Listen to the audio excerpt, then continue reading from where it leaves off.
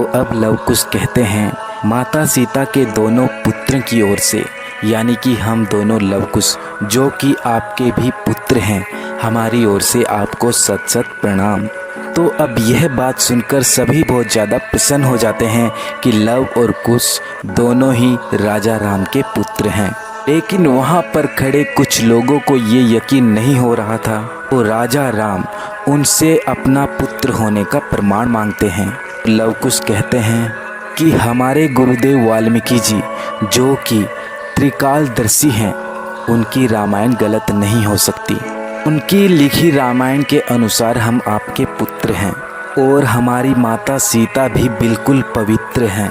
तो कुछ लोग इस बात का भी विरोध करते हैं, इसलिए श्री राम जी वाल्मीकि जी और माता सीता को राज दरबार में बुलाते हैं ताकि माता सीता सबके सामने यह शपथ ले सकें कि मैं बिल्कुल। जब राजा राम वाल्मीकि जी और माता सीता को दरबार में बुलाते हैं तो उसके बाद वाल्मीकि जी माता सीता से कहते हैं कि राम को तुम पर पूरा विश्वास है, लेकिन प्रजा के लिए तुमको भरे दरबार में यह शपथ लेनी होगी कि मैं बिल्कुल पवित्र हूँ और सब लोगों का मुंह हमेशा हमेशा के लिए बंद करना होगा। तो अब अगले दिन वाल्मीकि जी माता सीता को लेकर दरबार में पहुँचते हैं। तो वहाँ पर पहुंचकर वाल्मीकि जी भरे दरबार में कहते हैं कि मैंने आज तक कभी भी किसी से कोई भी झूठ नहीं कहा। मेरी विद्या से, मेरे त्रिकालदर्शी से, मेरे आत्मज्ञान से यह साबित हो चुका है कि तुम्हारी सीता बिल्कुल पवित्र नारी है। अगर मैं झूठ बोल रहा हूँ तो मेरी आज तक की पूरी तपस्या विफल हो जाए। सीता जैसी नारी इस संसार में कहीं भी नहीं है, वो राम को ही अपना देव मानती है। तो अब आगे क्या होता है ये जानने। तो वाल्मीकि जी की बात सुनने के बाद श्री राम कहते हैं कि मैं सब कुछ जानता हूँ गुरुदेव कि सीता पवित्र है, उसके दिल में किसी भी प्रकार का कोई पाप नहीं है, वो बिल्कुल पवित्र है और लव कुश भी मेरे ही पुत्र है और मुझको आपकी बातों पर भी पूर्ण विश्वास है। किंतु जन समुदाय में शुद्ध प्रमाणित हो जाने पर ही मिथिलेश कुमारी में मेरा प्रेम हो सकता है, इसके बाद मुझको अति प्रसन्नता होगी। तो ये सुनकर सभी चौंक जाते हैं कि ये श्री राम जी ने क्या कह दिया। तो अब माता सीता सबके सामने आकर खड़े होते हैं और रोते रोते अपनी सासू माताओं को, अपने पिताश्री को, ऋषि मुनियों को, गुरुजनों को प्रणाम करते हैं और अपने पति श्री राम को भी प्रणाम करते हैं। तो श्री राम एकजुट होकर उनको सिर्फ देखते हैं।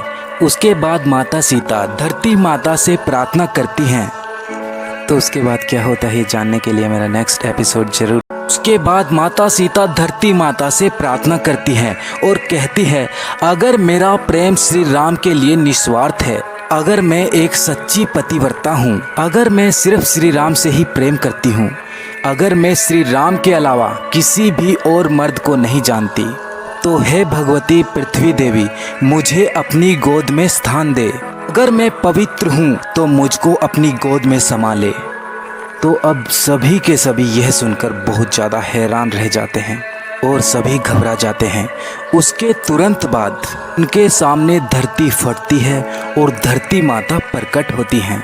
तो अब सब लोग यह देखकर चौंक जाते हैं और देखते हैं कि धरती माता सीता माँ को खुद में समाने के लिए सीता माता को लेने आ जाती हैं। तो माता सीता रोते रोते धरती माँ से कहती हैं, माँ मुझे अपने साथ ले चलो, मैं यहाँ अपनी पवित्रता का प्रमाण देते देते। अब माता सीता रोते रोते हुए धरती माँ से कहती है, माँ मुझे अपने साथ ले चलो, मैं यहाँ पवित्रता का प्रमाण देते देते थक चुकी हूँ। तो धरती माँ अपनी बाहें पसारे कहती है, चलो पुत्री, तुम यहाँ पर अच्छे से नहीं जी पाओगी, तुमको ये लोग जीने नहीं देंगे, ये लोग तुम्हारे लायक नहीं। माता सीता धरती माता के पास चले जाती हैं, उनके गले लगकर बहुत रोती हैं और उसके बाद जब माता सीता धरती माँ की गोद में समाने वाली होती हैं तो उनके पुत्र लव कुश कहते हैं, माँ हमें छोड़कर मत जाओ। तो माता सीता कहती है, पुत्र मैं तुम्हें तुम्हारे पिता के पास सौंप कर जा रही हूँ। पिता से बढ़कर कोई देवता नहीं होता और पिता की सेवा से बड़ा कोई धर्म नहीं होता। तो अब सब के सब लोग जो माता सीता के बारे में भला बुरा सोच रहे थे, उनकी आंखें खुल जाती है और माता सीता के सामने आकर सभी के सभी तो अब आगे क्या होता है जानने के लिए